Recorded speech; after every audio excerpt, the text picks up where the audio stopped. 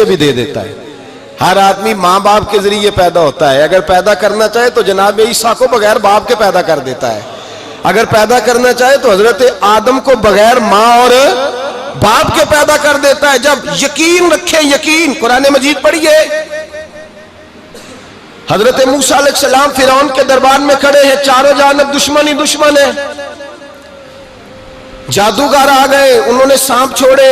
حضرت موسیٰ کے ہاتھ میں ڈنڈا تھا. حضرت موسیٰ کہتے ہیں یا اللہ کیا کروں؟ تو اللہ تعالیٰ نے فرمایا اپنا عصا پھینک دو. کہنا چاہیے تھا نا کہ یا اللہ ایک ہی تو شے ہے, اتنے سانپ ہے, بچانے کے لیے ڈنڈا ہے, وہ پھینک دوں. ڈنڈا پھینکا جاتا ہے, سانپ کو دیکھ کر کے قابو کیا جاتا ہے. یہ میرا اور آپ کا ذوق ہے نا, لیکن انبیاء کرام کا انداز ملاحظہ کیجئے میرے عزیزو. اللہ فرماتے ہیں ڈنڈا, اے موسیٰ ڈال دے اپنا عصا. پہلے نہیں فرمایا کہ سانپ بن جائے گا, فرمایا بس تو ڈال دے. میں اور آپ ہوتے ہیں تو سام سامنے ہے, ڈنڈا ہاتھ میں ہے, ہم کہیں گے عجیب بات ہے, یہی تو دفاع کی چیز ہے, اسی کو ڈال دوں تو بچوں گا کیسے؟ کہا ڈال دو. تو حضرت موسیٰ نے ڈال دیا. کہا میرے رب کا حکم ہے تو میرے لیے بہتر ہی ہوگا. اللہ فرماتے ہیں جب موسیٰ نے ڈالا تو میں نے اس ڈنڈے کو, اس عصا کو اژدہا بنا دیا. اب کبھی عصا بھی اژدہا بنے, کبھی چھڑی بھی بہت بڑا اژدہا بنی ہے, لیکن قرآن کہتا ہے جناب موسیٰ نے ڈالا تو اللہ نے اژدہا. بلکہ اس سے پیچھے چلیے, عورتیں کمزور یقین کی ہوتی ہیں نا. جناب موسیٰ پیدا ہوئے تو اللہ فرماتے ہیں میں نے موسیٰ کی ماں کے دل میں بات ڈالی, ماں کے دل میں صندوق میں ڈال کے تو اس کو دریا میں بہا دے. اور بھائی صندوق میں کہہ سکتے ہیں نا آکسیجن کیسے جائے گی, اور دریا میں بچے بچنے کے لیے ڈالے جاتے ہیں کہ ڈوبنے کے لیے ڈالے جاتے ہیں. ماں کے دل میں یقین کمزور نہیں تھا اماں کا. انبیاء کے ماں باپ موحد ہوتے ہیں, دین کو ماننے والے. ماں کے دل میں اللہ نے بات, اللہ قرآن میں کہتے میں نے وحی کی, میں نے القاء کیا, میں نے بات ڈالی. حضرت موسیٰ کی ماں کہتی ہے میں نے ڈال کے نا سمندر میں بیٹا, میں نے سمندر میں بیٹا ڈال کے صندوق میں بند کر کے رب کے حوالے کیا. آپ فرماتے ہیں میرے مالک کا بھروسہ کیا تو پھر میرے مالک کا کام دیکھو, کمال دیکھو. میں نے دریا میں ڈالا, اللہ نے فرعون کے گھر میں میرے بیٹے کی پرورش کرا دی. یہ یقین کہ حضرت موسیٰ کے پاس قوم آئی, قرآن پڑھیے. کہا جناب پانی چاہیے. وَإِذِ اسْتَسْقَىٰ مُوسَىٰ لِقَوْمِهِ, موسیٰ نے اپنی قوم کے لیے پانی مانگا. ہم نے کہا فَانْفَجَرَتْ مِنْهُ اثْنَتَا عَشَرَةَ عَيْنًا, اپنا ڈنڈا پتھر پہ مارو. عقل والا آدمی ہوتا تو اڑ جاتا, کہتا یا اللہ پتھروں سے بھی کبھی پانی نکلا ہے؟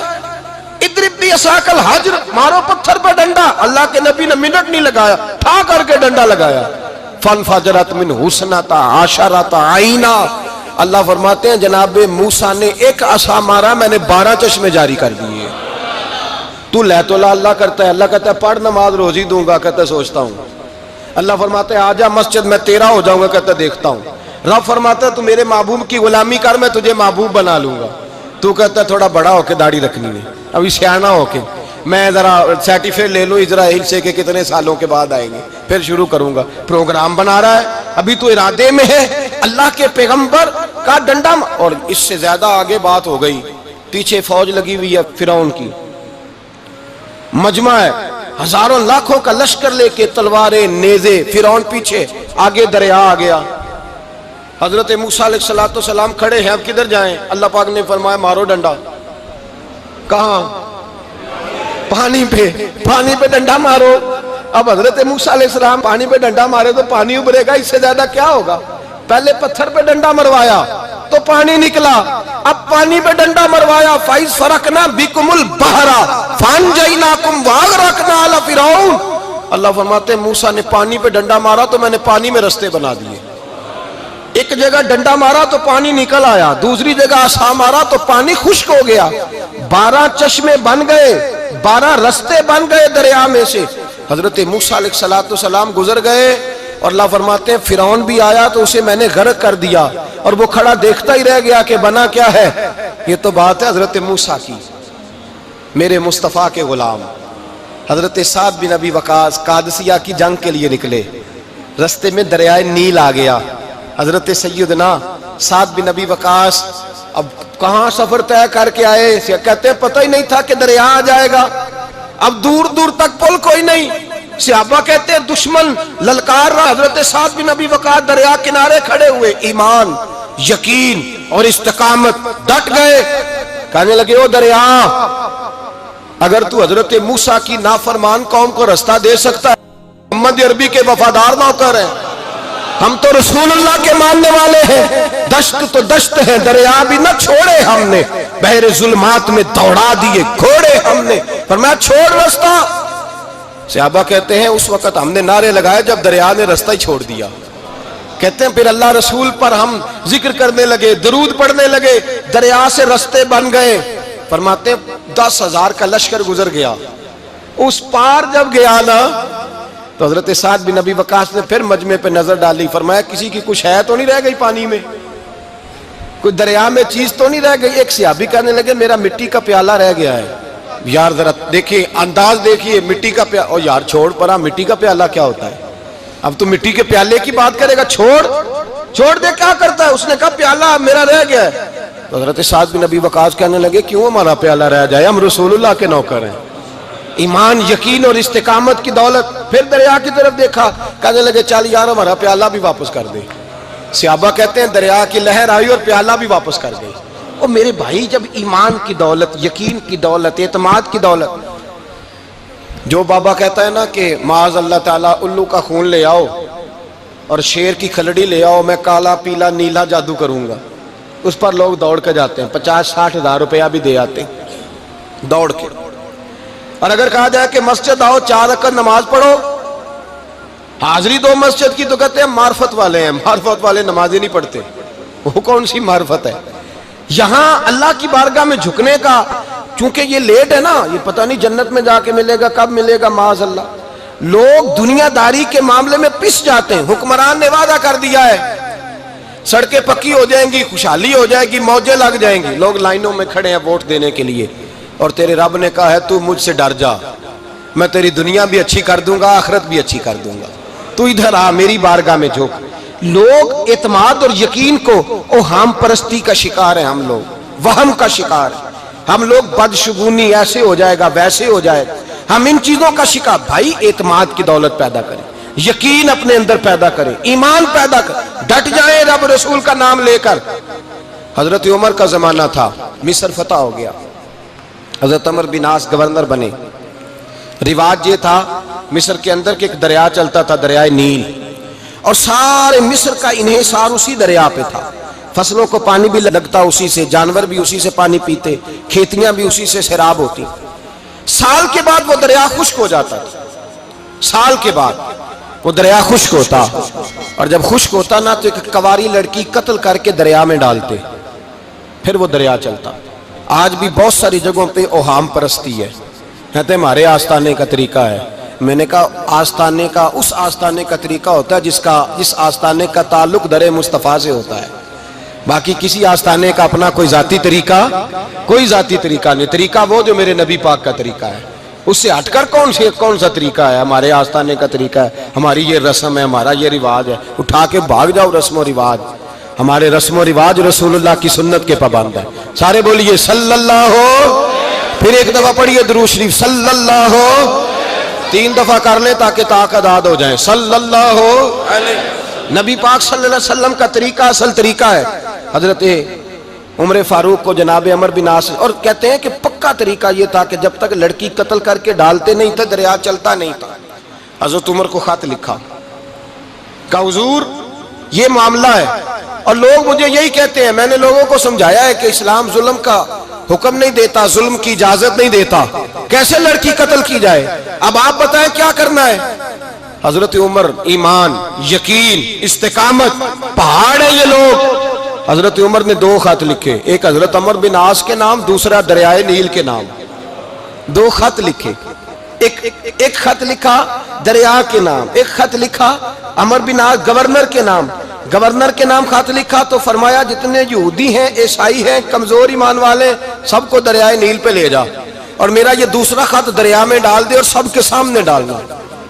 کہتے ہیں یہ خط پڑھنا چاہے تو تجھے اجازت بھی ہے، سنیے اور سر دھنیے اور سوچئے کہ اصل کمزوری کہاں آئی ہے. رمضان کے سب سے پہلے جمعے میں سب سے اہم موضوع چھیڑا ہے، کمزوری اور نقص واقعہ کہاں ہوا ہے.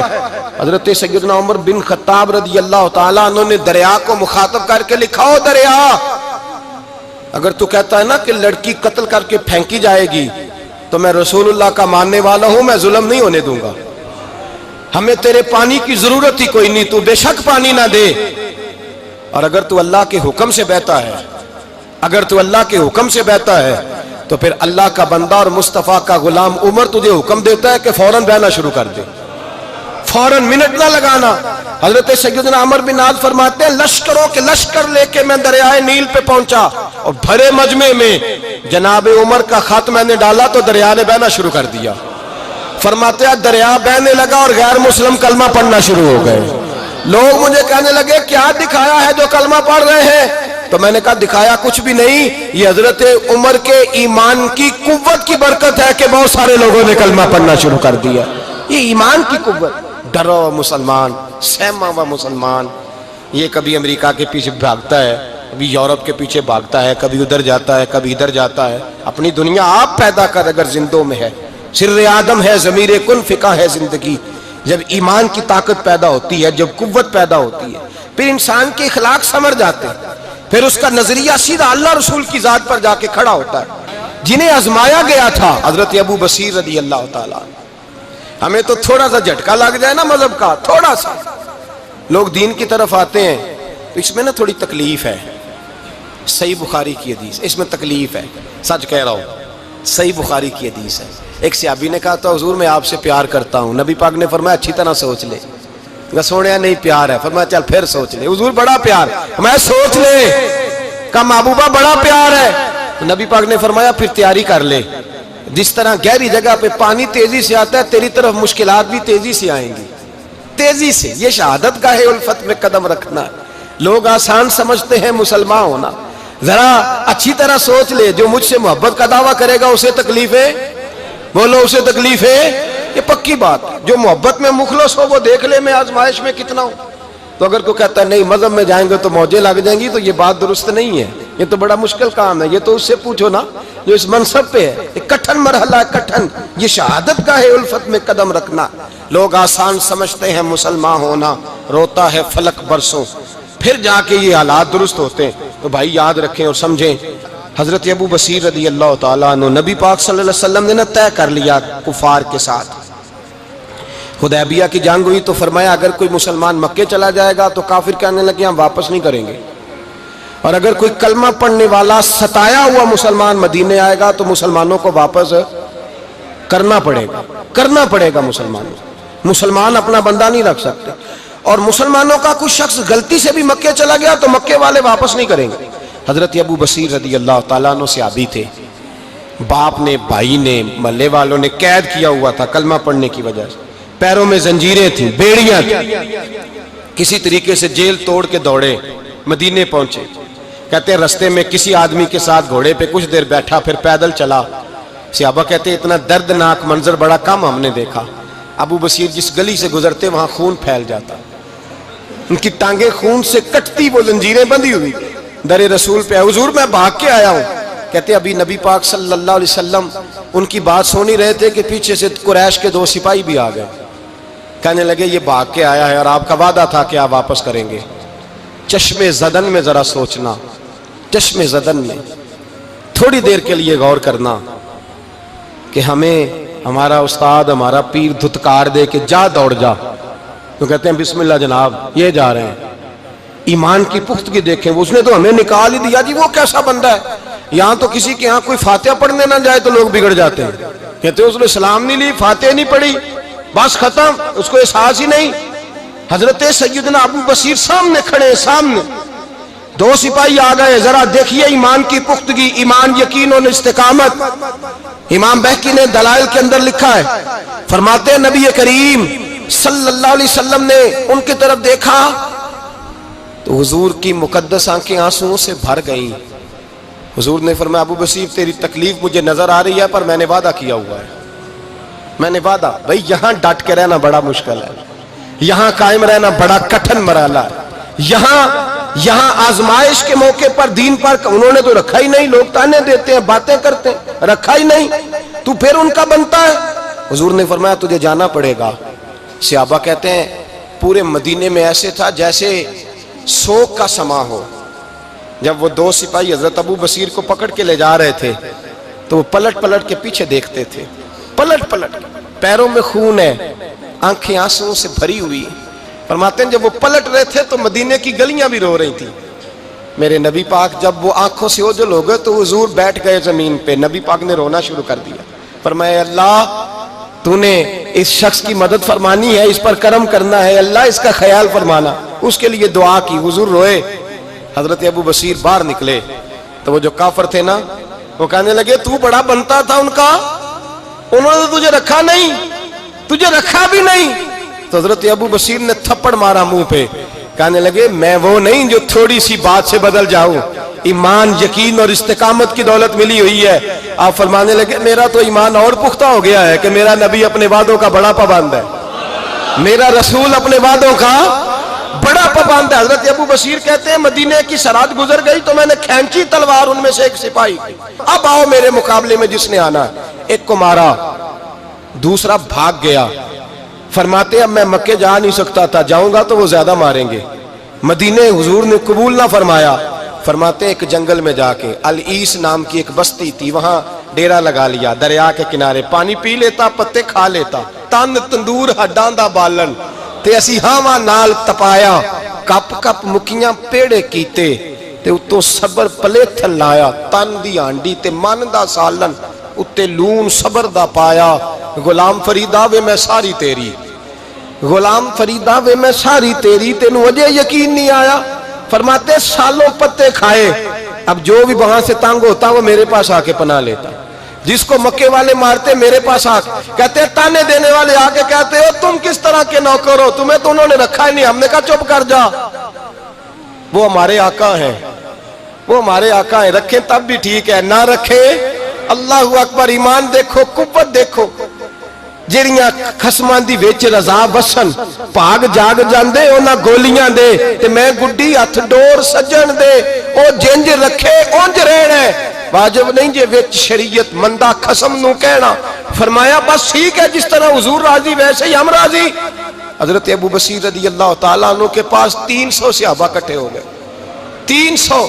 حضرت ابو بصیر جب مدینے کی سرحد سے گزر رہے تھے نا تو نبی پاک نے ایک آواز دی تھی، فرمایا ابو بصیر ایک وقت آئے گا کہ میرا پیغام تجھ تک پہنچے گا، ایک ٹائم آئے گا۔ حضرت ابو بصیر سے جب کوئی کہتا نا کہ زندہ کس بات پہ ہو تو فرمانے لگے مصطفیٰ کے فرمان پہ بڑا یقین ہے، بلاوا آئے گا، مجھے بلاوا، مجھے یقین ہے کہ مجھے بلاوا، بڑی امید ہے سرکار قدموں میں بلائیں گے، اور کرم کی جب نظر ہوگی مدینے، مجھے یقین ہے کہ مجھے بلاوا۔ حضرت ابو بصیر رضی اللہ تعالیٰ عنہ فرماتے ہیں کہ وقت گزرتا گیا، 300 لوگ کٹھے ہو گئے۔ جب کوئی مسلمانوں کا قافلہ مکے کے پاس سے گزرتا تو مکے والے لوٹ لیتے تھے۔ حضور نے بھی اجازت دی مدینے والوں کو، اگر ان کا قافلہ کوئی آئے تمہیں بھی حملے کی اجازت ہے، کفر کا مال مال غنیمت ہے۔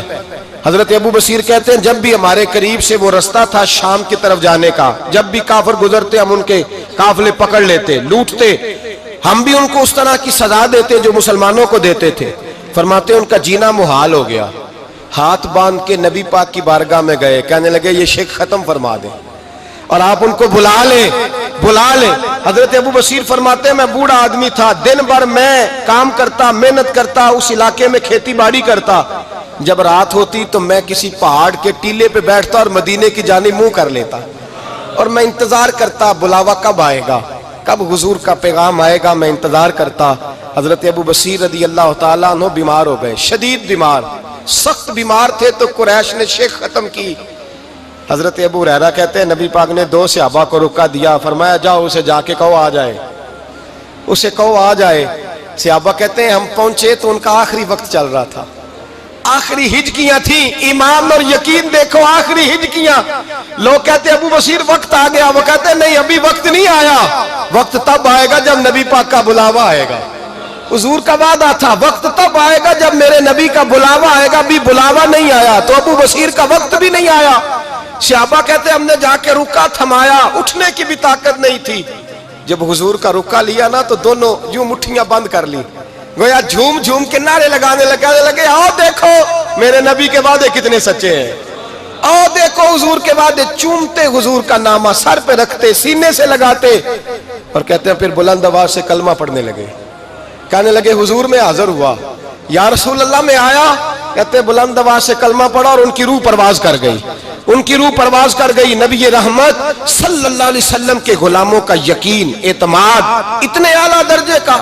کمزور مسلمان، دائیں بائیں دیکھتا مسلمان، کفر کے وعدوں پر اعتبار کرتا، یہودی عیسائی اور سکھ کے وعدوں پر اعتبار کرتا، دنیا دار ٹھگ اور چور کے وعدوں پر اعتبار کرتا، یہ رب کریم کے وعدے پر اعتبار نہیں کرتا. یہ اللہ رسول کے ساتھ اپنی توجہ کو مبذول نہیں کرتا. میرے رسول کریم سید عالم صلی اللہ علیہ وسلم کے غلاموں نے اعتماد کر کے، یقین کر کے ہمیں بتلایا ہے کہ جب تیرے پاس یقین کی دولت ہوتی ہے پھر تو دنیا کا طاقتور آدمی ہوتا ہے.